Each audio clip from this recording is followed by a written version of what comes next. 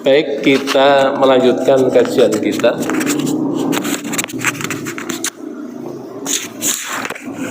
Kemarin bahasan kita adalah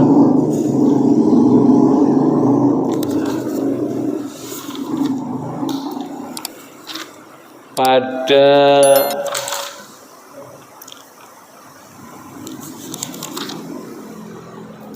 khuluqil adil wal i'tidal, akhlak untuk berbuat adil dan menegakkan keadilan.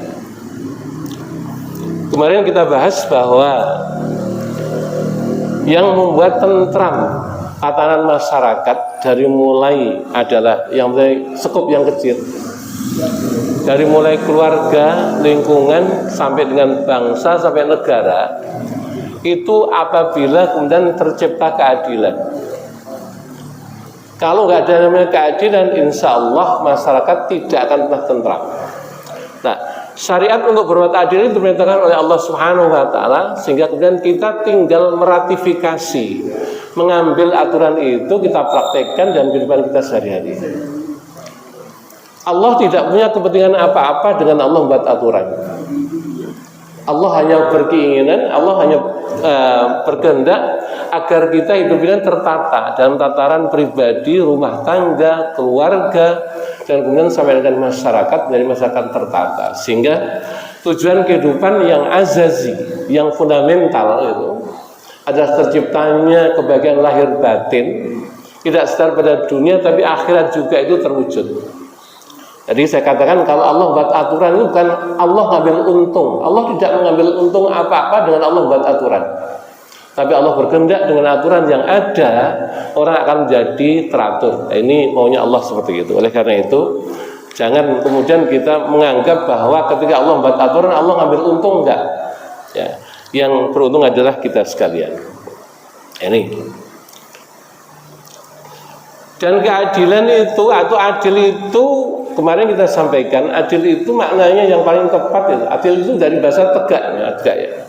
Dari mana istilah adil itu mendudukkan sesuatu pada tempatnya, itu adil. Pengertian adil sama rata sama rasa itu bukan adil. Jadi konon waktu kecil saya di zaman PKI ada semboyan adil itu sama rata sama rasa. Ternyata kemudian itu adalah isapan jempol belaka. Ini isapan jempol ini bukan jempol tangan tapi jempol kaki. Orang kan nggak mendapatkan relevansinya. Jadi adil itu mendudukkan sesuatu pada tempatnya. Kita punya anak 4 semuanya. Satunya perguruan tinggi, satunya SMA, satunya SMP, satunya TK. Kalau kita ngasih masing-masing bekal untuk sekolah itu 200.000, ini nggak adil. Ya, yang kuliah barangkali dikasih 100.000, yang SMA turun jadi 50.000, yang SMP 25.000, yang TK nggak usah dikasih uang jajan. Nah, ini baru adil. Ya. Jadi menempatkan sesuatu pada tempatnya itu adil. Mentang-mentang apa itu sepatu harganya 500.000 ditaruh di jidat, peci harganya 25.000 taruh di kaki, itu juga nggak adil. Lagi-lagi kemudian merupakan sesuatu pada tempatnya. Cuma manusia itu ada sifat egosentris. Ketika dia condong, maka nggak adil. Yang biasanya seperti ini kepada anak. Anak ada 4. Kira-kira anak 4 itu sama rata nggak sayangnya kita kepada dia? Nah, itu nggak adil. Ini anak ya, belum istri. Jadi kalau anak kadang-kadang 4 itu ya ada aja yang paling menjadi buah hati kita dan menjadi apa itu kita paling sayangi, itu nggak adil. Nah, lain lagi kalau kemudian istri Pak Jinanang ya, istri 2, yang satu umur 60, yang satu umur 30, kira-kira yang paling disayangi yang mana? Ini lebih nggak adil lagi. Makanya adil itu harus ada pada seluruh tempat. Nah, pada penegakannya juga kemudian apa itu orang harus benar. Singapura ada yang suka ke sana nggak? Udah saya ceritai aja kalau gitu. Singapura itu tertib hukum bukan karena masyarakatnya takut hukum, bukan. Di sana itu orang tertib hukum. Buang puntung itu mikir 1000 kali. Karena apa? Bang puntung satu itu kena $125 dan pasti dihukum. Dan nggak bisa nggak bisa diatur-atur, nggak bisa. Nah, sehingga orang itu terhukum betul. Jadi bang puntung kena kamera di jalan itu udah pokoknya tercatat. Dan nanti ketika dia memperpanjang surat mobil kena denda $125 satu puntung. Kalau 10 puntung berapa? Dan itu ditegakkan. Nah kalau di Indonesia, kalau orang Cina cincai aja lah. Gitu. Ini menjadikan orang juga nggak karu-karuan. Dan kadang-kadang yang melanggar hukum itu justru aparatnya. Kenapa? Aturannya bagus. Saya pernah studi memperbandingkan antara dasar negara dan negara ASEAN. Yang paling bagus itu Indonesia. Cuma repotnya penegakan hukumnya juga yang paling parah Indonesia. Nah ini kalau kemudian kita ngomong negara, udah kita turun lagi dah, nggak usah ngomong negara. Di bawahnya lagi. Jadi Allah Subhanahu wa Ta'ala syariatkan hukum, dan hukum itu kadang-kadang berupa kesepakatan. Jadi hukum itu ada dua ya, ada hukum syara' yang berasal dari Allah Subhanahu wa Ta'ala yang sifatnya fundamental. Tapi ada hukum kemasyarakatan yang sifatnya adalah kesepakatan orang banyak. Hukum kita bagus banget. Pancasila itu saya bilang paling bagus. Pancasila paling bagus. Cuma kadang-kadang nyuwun sewu, mohon maaf punten, pada tataran konsep, pada tataran praktek kadang puarah. Seperti itu. Nah, ini maka kemudian Allah Subhanahu wa Ta'ala mengatakan ya'biru, beradilah kalian semuanya, fa innahu aqrabu littaqwa, karena apa itu adil itu akan mengarahkan kepada takwa. Ini sudah kita ringkas kemarin. Nah sekarang pada akhlak, pada khuluqir rahmah. Kata rahmah yang kemudian di Indonesia menjadi rahmah itu kasih sayang. Asal katanya dari rahama yarhamu, nanti membentuk kalimat rahmanun dan rahimun. Nah, rahman, rahim itu sifat Allah. Nah, sifat rahmah kasih sayang itu adalah sifat yang oleh Allah diberikan. Saya ulangi lagi. Rahmah ini adalah sifat kasih sayang yang oleh Allah diberikan kepada hamba-hamba yang ditunjuk untuk melakukan sifat rahmah itu. Jadi aslinya dari Allah, cuma Allah kemudian berikan pada siapapun yang dikehendaki oleh Allah. Nah ketika raham yarham dari rahmanun itu menjadi sifat Allah. Rahmanun apa? Rahman itu sifat kasihnya Allah atau sifat pengasihnya Allah kepada seluruh manusia di dunia ini, yang mukmin, yang kafir, yang munafik, yang setengah munafik, yang takwa, yang lanjut, semuanya dikasih oleh Allah sifat rahmah. Jadi masalah berkaitan dengan urusan dunia ini nggak ada sangkut pautnya dengan ibadah. Cuma nanti ada bedanya, orang yang beribadah kepada Allah Subhanahu wa Ta'ala, Allah jamin kebutuhannya. Saya ulangi ya. Jadi berkaitan dengan kehidupan dunia itu tidak ada urusannya dengan ibadah. Tapi untuk orang yang beriman, yang beribadah kepada Allah, Allah jamin kebutuhannya. Nah, sehingga bagi kita sekalian, kita nggak bisa ngeluh. Saya itu sudah duha tiap hari, tahajud tiap malam, puasa Senin Kamis, rezekinya masih seret. Akiyong itu nggak pernah sholat tapi kaya. Nggak bisa seperti itu. Justru kadang-kadang berkaitan dengan sifat rahman Allah itu, orang yang nggak pernah ibadah, orang tidak muslim sekalipun, kalau dia orang baik, Allah kasih rezeki yang banyak. Kenapa seperti itu? Kebaikan yang diberikan oleh Allah, kebaikan yang ada pada orang yang tidak muslim itu Allah balas di dunia. Kenapa? Karena dia tidak berhak untuk mendapatkan balasan di akhirat. Maka Allah kasih di dunia. Sampai kayak gitu. Makanya kalau kemudian ada orang non-muslim kaya raya, biarin aja.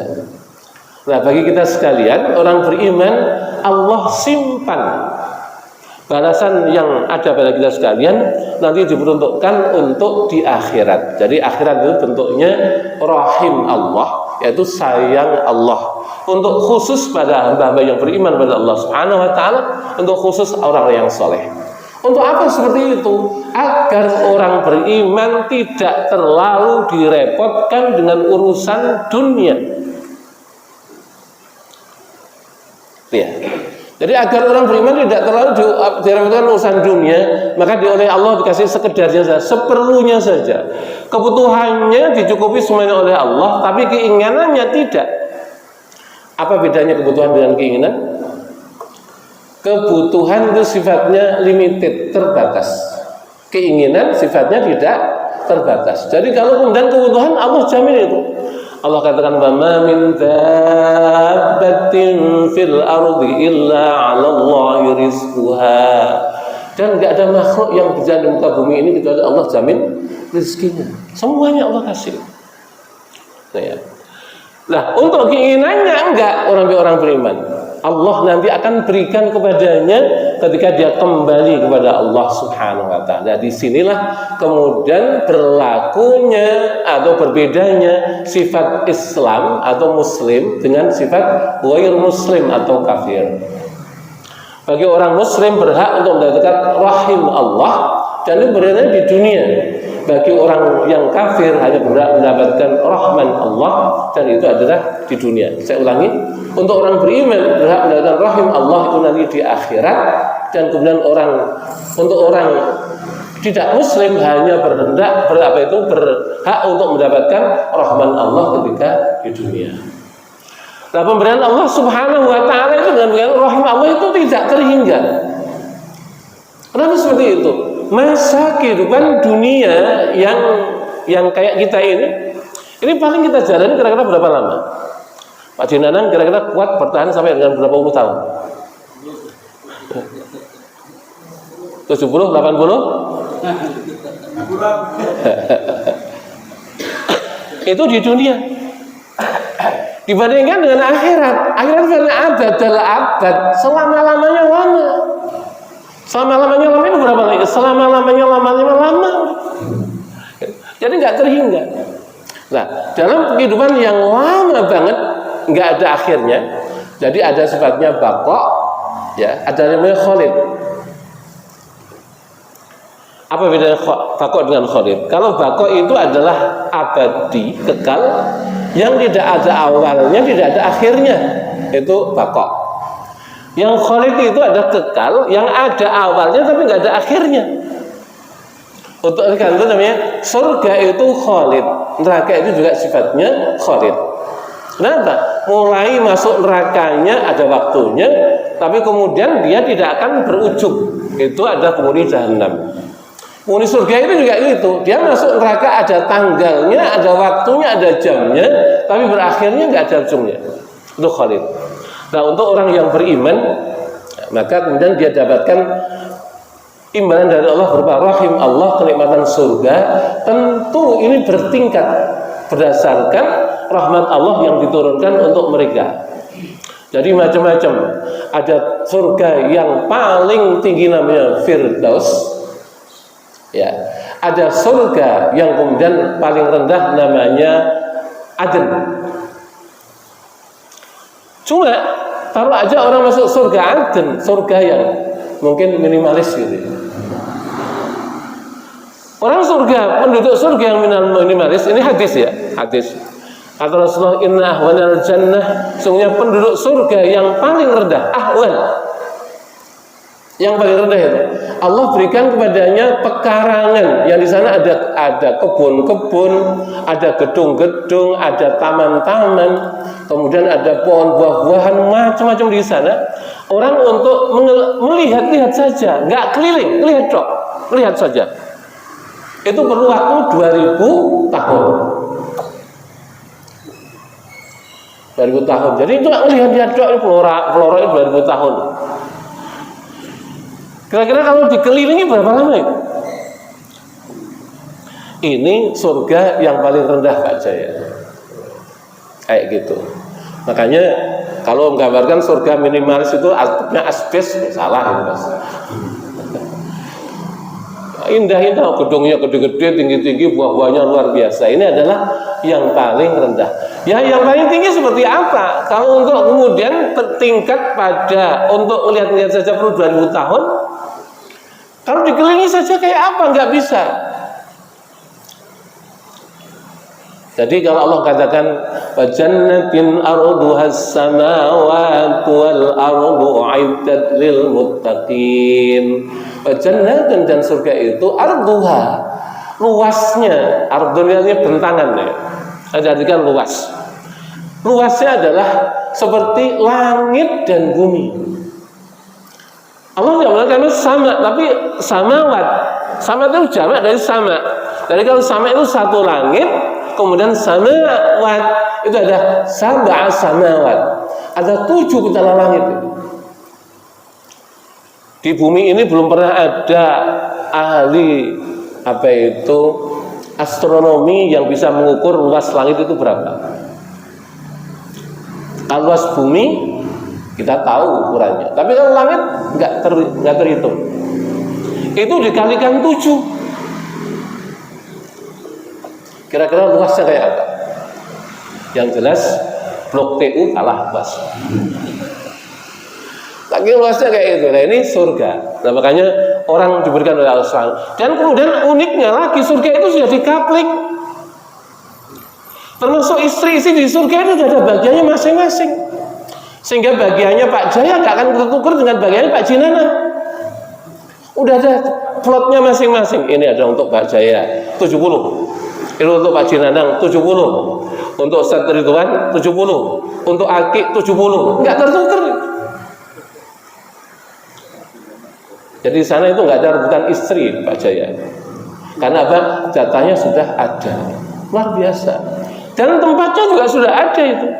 Nah cuma karena saking luasnya, maka tidak ada satupun hadis yang menjelaskan bagaimana bagian ini dan itu sebagainya di mana. Nah cuma plotnya surga itu ada tulisannya masing-masing. Jadi ini 7 petala 8 tingkat surga, 8 surga. Jadi surga itu punya tingkatan 8, neraka cuma 7. Nah yang paling tinggi adalah surga Firdaus. Surga Firdaus saja itu punya tingkatan 100 tingkat. Firdaus, satu surga Firdaus ini punya tingkatan 100 tingkat. Makanya oleh Allah Subhanahu wa taala orang-orang beriman ini diuji oleh Allah Subhanahu wa taala dengan kepatuhan atas perintah-perintah yang diberikan oleh Allah Subhanahu wa taala, dan kemudian atas hasil ujian itu Allah kasih reward. Apa itu? Surga. Makanya jangan salah memahami ujian hidup itu. Karena hadis mengatakan ad-dunya sijnul mu'minin wa jannatul kafir. Dunia itu penjara bagi orang yang beriman dan surga bagi orang kafir. Artinya apa? Penjara itu sesuatu yang tidak bebas, sesuatu yang sangat terbatas. Sehingga pada kehidupan kita di dunia itu jangan enak-enak kepenak, karena kita nggak bebas. Kita diatur oleh Allah dengan aturan yang ketat, aturan yang jelas. Nah, maka siapapun yang mengikuti aturan-aturan Allah Subhanahu wa taala berkaitan dengan perintah, berkaitan dengan larangan, berkaitan dengan yang haram, halal dan seterusnya, maka dia akan mendapatkan upah dari Allah Subhanahu wa taala yang namanya pahala. Pahala ini bahasanya, sebenarnya bahasa pahala itu juga nggak cukup untuk untuk membahas tentang surga. Jadi pahala itu tidak cukup sebenarnya. Jadi bahasan dari Allah Subhanahu wa taala, maka kemudian cukup mengucut pada kalimat rahmah. Dari siapa yang mentaati Allah, maka kemudian dia akan dapatkan rahmat Allah, yang dengan rahmat Allah maka orang berhak masuk surga. Jadi kunci untuk mendapatkan surganya Allah itu rahmat Allah, bukannya ibadah kita. Saya ulangi ya supaya nggak salah. Jadi kunci orang masuk surga itu mendapatkan rahmatnya Allah, bukan karena ibadah. Cuma masalahnya ini juga kita nggak bisa balik. Kadang-kadang orang itu kan ada yang semilikiti, ngeselin. Sholat belum tentu masuk surga aja belagu. Ibadah belum tentu masuk surga aja belagu. Jawabnya gampang sebenarnya. Kalau ibadah saja belum tentu masuk surga, apalagi nggak ibadah, dul. Kalau kemudian suka ke masjidnya belum tentu masuk surga, apalagi nggak pernah ke masjid, dul. Balik gitu. Jadi menang. Ada urutannya. Dengan ibadah kita mendapatkan rahmat Allah, dengan rahmat Allah kita mendapatkan surganya Allah. Urutannya seperti itu. Makanya bagi kita sekalian, sebanyak kemudian kita mengusahakan atau mengikhtiarkan untuk dapat kebaikan dari Allah Subhanahu wa taala, maka sebanyak itu kita punya kesempatan untuk mendapatkan rahmat Allah yang insya Allah surganya VVIP.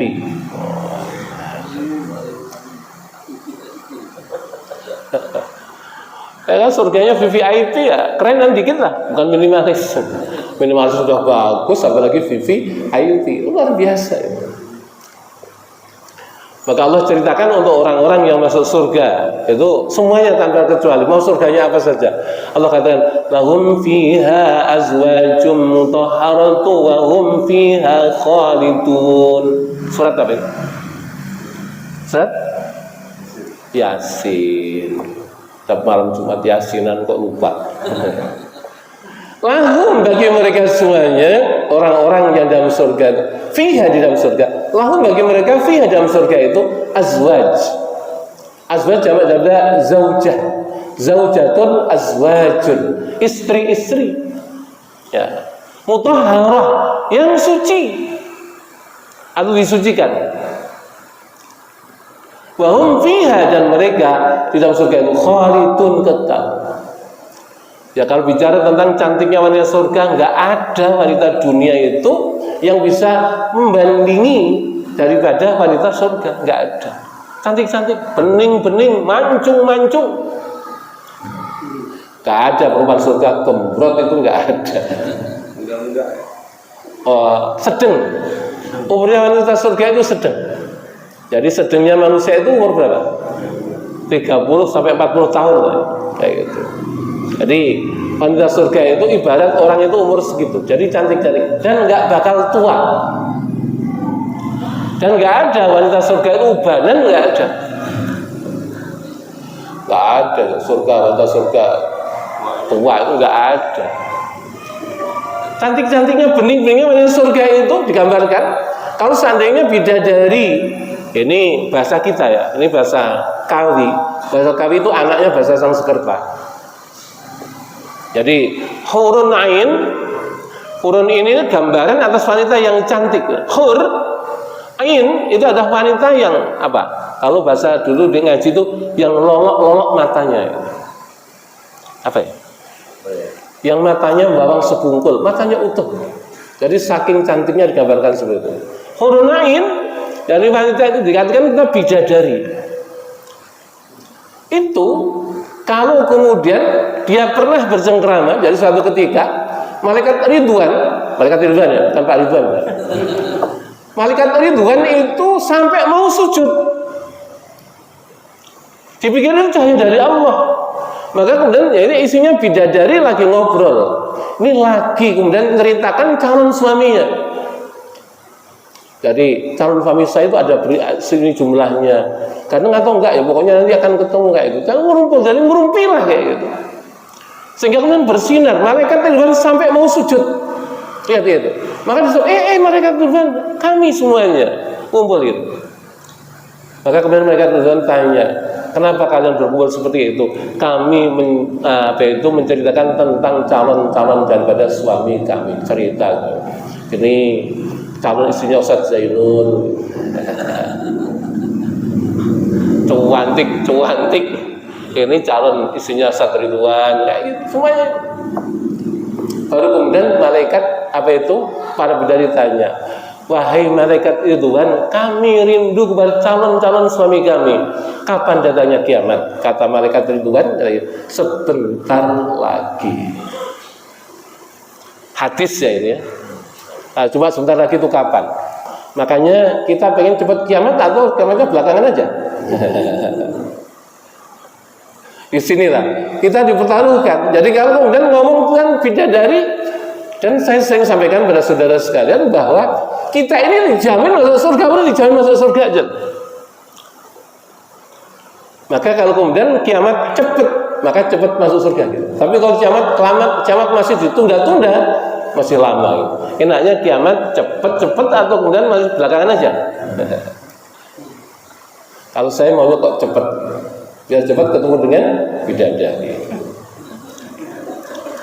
Gitu ya, cepat ketemu dengan bidadari isi yang cantik-cantik kayak gitu. Ya ketemu dengan isi dunia juga nggak apa-apa, cuma kalau ketemu terus cuma itu tok ya sebel juga kan. Jadi istilah dan banyaknya seperti itu. Inilah kenikmatan daripada surga. Ini namanya rahim Allah. Makanya nggak bisa kemudian dibahas terlalu panjang tentang rahim Allah karena luar biasa. Makanan yang ada di surga atau masakan yang ada di surga, jangan bicara yang masak siapa gitu ya. Karena semuanya adalah nikmat, semuanya nikmat. Disajikan oleh Allah Subhanahu wa ta'ala untuk semua orang dengan rahim Allah. Buah-buahan yang ada di surga semuanya nikmat semua, dan itu diperuntukkan untuk orang-orang yang beriman pada Allah ketika di dunia. Ada Nahrul Asal, sungai madu. Ada Nahrul Khamar, sungai khamar. Ada Nahrul Laban, ada sungai susu, dan itu diperuntukkan untuk umat Nabi Muhammad SAW. Ini nikmatnya surga. Makanya ya kita harus terdorong untuk kemudian banyak patuh, banyak tunduk pada Allah Subhanahu wa ta'ala dengan harapan mendapatkan rahim Allah Subhanahu wa ta'ala yang dengannya kita berhak untuk masuk surganya Allah Subhanahu wa ta'ala. Nah, problemnya nanti enaknya ya, sekarang problemnya berkaitan dengan ketika kita mengharapkan rahim Allah, harusnya kemudian kita menebarkan kasih sayang. Ya. Allah merintahkan pada kita sekarang untuk berkasih sayang karena itu tadi. Kasih sayang itulah yang akan mengundang rahmat Allah untuk kita sekalian. Allah katakan irhamu man fil ardi yarhamkum man fis sama. Sayangilah yang ada di muka bumi, niscaya yang di langit akan sayang kepada kamu. Jadi rahmat Allah yang diberikan pada kita sekarang ternyata berbayar. Artinya apa? Kita diberikan perintah oleh Allah untuk kasih sayang, karena kasih sayang Allah akan diberikan hanya kepada orang yang menyayangi kepada orang lain. Ini ya. Makanya tidak bisa enggak. Kita harus mencinta kepada yang lain. Dan Allah Subhanahu wa ta'ala menyediakan rahmat yang banyak kepada orang-orang yang kemudian menebar cinta dan kasih sayang. Maka bagi kita sekalian, siapapun dari hamba Allah, mau berimankah, mau kafirkah, ketika kemudian dia butuh kasih sayang, butuh bantuan, maka kemudian kita harus membantu. Ada pada kisah Bani Israel, seorang wanita itu pelacur. Pelacur tahu ya? Artinya pelacur ya perbuatannya seperti itu. Suatu ketika dia berjalan, pelacur ini, dan kemudian dia sangat haus, maka mendapati dia perigi sumur. Nah, sumur ini pada cerita pada Bani Israil, dan ini hadis. Maka wanita itu kemudian ngambil air itu ke sumur, dan sumur di sana itu nggak kayak sumur di sini, dalam banget itu. Maka kemudian dia turun ke sumur dan minum. Akhirnya kemudian naik ke atas. Ketika sampai atas itu dia melihat anjing yang terengah-engah karena kehausan. Maka dia membayangkan dirinya yang tadi kehausan dan kemudian sudah minum seger. Turun lagi ke bawah untuk ngambil air untuk diberikan pada anjing itu. Maka kemudian dia turun lagi ke bawah dengan susah payah dan kemudian menaruh daripada air itu di sepatunya, dibawa ke atas, kemudian diberikan pada anjing. Anjing itu sangat lahap untuk meminum air itu. Anjingnya seger. Ternyata wanita yang ngambil air itu kelenger dan meninggal dunia. Maka dia dimasukkan surga gara-gara baik kepada anjing. Anjing. Konotasi kita kalau anjing itu kan binatang apa? Anjing. Kan gitu. Tapi ternyata orang gara-gara ngasih anjing, baru dia pelacur, diampuni dosanya oleh Allah. Hebatnya itu. Ya. Jadi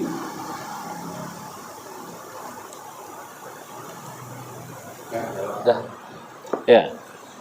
Jadi gara-gara kemudian dia sayang mengasihi anjing, ya, mengasihi anjing saja, kemudian Allah Subhanahu wa ta'ala mengampuni dosa, dan pelacur ini termasuk dosanya kan luar biasa itu.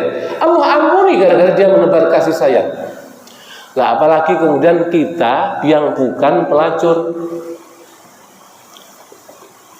Maka kemudian ketika kita menebar kasih sayang kepada siapapun, yakinlah bahwa kemudian Allah akan menyayangi kepada kita sekalian. Ini luar biasanya sifat rahmah yang diperintahkan oleh Allah Subhanahu wa taala kita sekalian. Dan Allah kasih jaminan kita sekalian untuk orang-orang yang menyayangi kepada orang lain, maka Allah akan menyayanginya dengan sifat rahmannya, dengan sifat rahimnya. Ya. Allah Subhanahu wa taala berfirman, "Summa kana minal ladzina amanu wa tawassaw bis sabri wa tawassaw bil marhamah ulaika ashabul maimanah." Summa kemudian kana minal ladzina amanu adalah orang-orang yang beriman wa tawassaw bis sabri dan berwasiat kepada kesabaran wa tawassaw bil marhamah dan berwasiat kepada kasih sayang. Ulaika ashabul maimanah, mereka itu yang termasuk golongan kanan. Dari manusia itu di akhirat cuma ada dua golongan, ada ashabus shimal, ada ashabul yamin. Ashabus shimal itu adalah golongan kiri, ashabul yamin golongan kanan. Ashabul yamin imbalannya surga, ashabus shimal imbalannya adalah neraka. Nah, pada orang-orang yang menebarkan kasih sayang karena keimanan kepada Allah Subhanahu wa taala, atau kasih sayang yang dibingkai dengan keimanan kepada Allah Subhanahu wa taala, maka balasannya adalah dia menjadi ashabul yamin, golongan kanan yang kelak akan berhak mendapatkan surganya Allah Subhanahu wa taala. Nah, Rasulullah SAW katakan, "Man la yarham la yurham." Siapa yang tidak menyayangi, Allah nggak akan sayangi dia. Jadi siapa yang tidak menyayangi, maka kemudian Allah nggak sayangi. Dan sayang Allah Subhanahu wa taala kepada siapa orang yang ditunjuk oleh Allah untuk disayangi itu, kalau toh kemudian tidak langsung kepada dirinya, maka kemudian kepada keturunannya. Mohon maaf. Jadi orang itu kalau pengen panen harusnya apa? Nanam. Gitu ya. Jadi orang itu kalau pengen panen nantinya harus punya nanam. Nah, kalau orang itu kemudian pengen memetik sesuatu, ya harus menanam sesuatu itu. Kalau dia ingin memetik kebaikan, maka yang ditanam harus kebaikan itu. Dan setiap orang akan mendapatkan atau memanen tanamannya masing-masing. Maka bagi kita sekalian yang kita senantiasa berbuat baik, menyayangi orang lain apapun bentuknya, maka yakinlah bahwa Allah akan menyayangi kita. Tidak daripada kita sekalian, karena apa? Imbalan atas orang yang berbuat baik itu Allah akan lipat gandakan 10 kali. Allah katakan, "Man jaa'a bil hasanati falahu asyru amsalha." Barang siapa yang datang kepada Allah dengan satu kebaikan, maka Allah akan berikan 10 kebaikannya. Nah, disinilah rata-rata orang yang menanam kebaikan tidak sekedar sendiri, dia sendiri yang dapat kebaikan tentu, tapi kemudian anak turunnya juga akan mendapatkan kebaikan. Ya. Jadi orang yang senantiasa yang menanam kebaikan tidak sekedar sendiri yang akan berbuah kebaikan, maka kemudian anak turunnya juga akan mendapatkan kebaikan dari yang ditanam oleh apa itu bapaknya, kakeknya dan sebagainya. Makanya kalau kemudian diringkas begini, kita itu mendapatkan kebaikan dan kita menjadi seperti ini boleh jadi karena doa-doa dari nenek kita, kakek kita. Kita jadi begini ini juga karena kebaikan-kebaikan yang dirajut oleh leluhur kita. Inilah kebaikan. Nah, maka ketika jika kita menebar kasih sayang juga gitu, kita juga akan mendapatkannya di samping anak turun kita juga akan mendapatkan kebaikan dari kasih sayang itu tadi. Nah, inilah rahmat yang diberikan oleh Allah Subhanahu wa taala yang diperintahkan untuk kita sekalian raih dengan menjalankan apa itu senantiasa menabur kasih sayang, maka kemudian insya Allah kita akan mendapatkan kasih sayang dan tidak sekedar pada kita sekalian, tapi kemudian keturunan kita juga insya Allah akan berikan kasih sayang untuk mereka semuanya.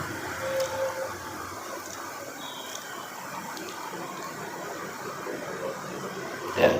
Ini banyak sekali hadis berkaitan dengan apa itu kasih sayang ini, maka saya cukupkan hadisnya beberapa hal tadi di atas. yang menceritakan tentang bagaimana seorang pelacur kemudian masuk surga gara-gara dia menyayangi seekor anjing yang kelaparan. Jadi seperti itulah imbalan yang diberikan oleh Allah Subhanahu wa taala atas orang-orang yang menebar kasih sayang. Baik, saya potong dulu. Mungkin ada masalah ingin diangkat, saya persilakan. Silakan. Ya. Berkaitan dengan ya. Orang yang bilang agama Islam itu lebih bangga disebutkan mukmin. Iya. Kalau bilang kafir, pun yang muslim bilang kafir pun tidak terima. Oh gitu ya. Baik. Kafir secara kebahasaan kafaro itu artinya menolak. Kemudian kafir itu adalah orang yang menolak kebenaran daripada agama itu kafir. Ya. Kalau kemudian non muslim itu selamat, non muslim nggak selamat. Kira-kira memilih kafir kalimatnya nggak Islam atau kemudian kafir itu orang yang menolak Islam atau kemudian orang yang nggak selamat. Saya banyak membuat pertanyaan kepada orang-orang di luar Islam. Nyaman mana Anda disebut dengan orang yang nggak selamat dengan Anda disebut dengan orang kafir? Ternyata mereka memilih kafir saja. Karena kalau nggak selamat pasti celaka kan? Kalau nggak muslim, kalau kemudian kafir bisa jadi besoknya muslim gitu. Oleh karena itu orang-orang yang dulu pernah membuat rancangan peraturan tentang larangan untuk menyebut kafir, semuanya minggir semuanya. Ya teman-teman saya lah. Ya teman-teman saya lah. Orang di depan orang teman-teman saya lah. Kita sampaikan pada mereka, termasuk ada yang pendeta, ada yang dokter, orang sini, orang Sumarekon itu dokter lulusan Mesir, tapi dokternya musik, pendeta. Pilih mana? Ente disebut dengan orang kafir dan muslim, ya pilih kafir lah. Kenapa ini? Oh kalau kemudian non muslim itu orang yang pasti nggak selamat. Tapi kalau orang kafir, orang yang menolak agama Islam. Nah, oleh karena itu pengertian istilahnya adalah seperti itu. Oleh karena itu lebih sopan mana disebut dengan kafir dan non muslim? Secara substansi kafir. Ya, kayak gitu ya. Jadi kayaknya santun baca non muslim, artinya enggak selamat. Ayo. Dengan kafir, orang yang menolak Islam. Lebih entengin kafir. Kafir aja. Dan saya kalau kemudian kalimat kafir enggak boleh. Ini kira-kira harus kita merubah ayat itu dalam surat Al-Kafirun. Ayo bunyinya apa? Qul ya non muslim. Ayo. Qul ya ayyuhal non muslim kan gitu. Ya susah lagi. Oleh karena itu udah enggak usah neko-neko. Saya tahu maksudnya mungkin tidak bermaksud untuk nyakiti orang di luar Islam. Mungkin seperti itu. Cuma dengan cara yang enggak benar. Karena orang non-muslim itu, orang kafir itu lebih tersinggung kalau disebutkan dengan golongan yang tidak selamat. Akhirnya kemudian nggak ada riaknya lagi ya, nggak ada riaknya lagi. Jadi saya pernah terlibat membahas tentang masalah Islam Nusantara. Jadi Islam Nusantara ini Islam yang ngawur. Karena apa? Islam ya agama, Nusantara itu budaya. Orang ini budaya ya budaya, agama ya adalah agama itu. Saya sampaikan gitu. Jadi Islam Nusantara itu sebenarnya disertasi teman saya, Pak. Disertasi teman saya. Karena teman saya itu nggak bisa menyelesaikan program disertasinya, nyari dana. Nyari dana dapat 3 miliar, ada sponsornya. Tapi dapat iklan dia. Ada iklannya itu menggantikan judul disertasinya dengan kalimat Islam Nusantara. Tapi banyak yang dipotong itu. Teman saya, makanya ketika muktamar NU di Jombang, saya ketawa ngakak-ngakak. Karena apa? Yang saya tanyai dari panitia nggak ada yang bisa jawab. Karena apa? Disertasi itu saya pernah baca udah. Gitu ya. Makanya jangan sampai qul ya ayyuhan non muslim. Tetap qul ya ayyuhal kafirun. Baik. Ada yang lain? Baik. saya harus menyimpulkan untuk kita sekalian, oleh karena itu bagi kita sekalian, sejalan dengan keislaman yang ada pada kita sekalian, maka kemudian kita harus menebarkan rahmah. Karena apa? Satu-satunya sifat yang akan mengundang rahmat Allah ada sifat rahmah. Maka pada siapapun yang kita jumpai dari seluruh makhluk Allah, jangankan manusia, kepada selain manusia pun kemudian kita juga harus menebar kasih sayang. Maka banyak kisah, ada sahabat yang disiksa oleh Allah gara-gara memenjara kucing. Hadisnya udibat li imra'atun fi hirrah.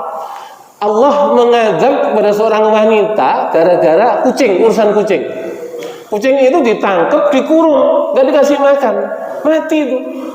Maka mengakibatkan kemudian orangnya disiksa di dalam neraka gara-gara urusan kucing. Nah, ini adalah permisalan atau perumpamaan yang pendek saja bagi kita sekalian. Oleh karena itu tidak ada lain bagi kita sekalian untuk senantiasa menebar kasih sayang sebagaimana perintah Allah Subhanahu wa taala untuk menggayuh, untuk mendapat daripada sifat sayang Allah kepada kita sekalian yang pasti akan diberikan oleh Allah kepada orang yang mampu berkasih sayang. Mudah-mudahan Allah senantiasa merahmati kepada kita sekalian. Al-Fatihah. A'udzubillahi minasyaitonir rajim. Alhamdulillahirabbil alamin. Iyyaka na'budu wa iyyaka nasta'in. Shiratal mustaqim. Shiratal ladzina an'amta 'alaihim ghairil maghdubi 'alaihim waladdallin. Kita tutup dengan baca kafaratul majelis. Subhanakallahumma wa bihamdika asyhadu an la ilaha illa anta astaghfiruka wa atubu ilaik. Wa lakum minkum. Assalamualaikum warahmatullahi wabarakatuh.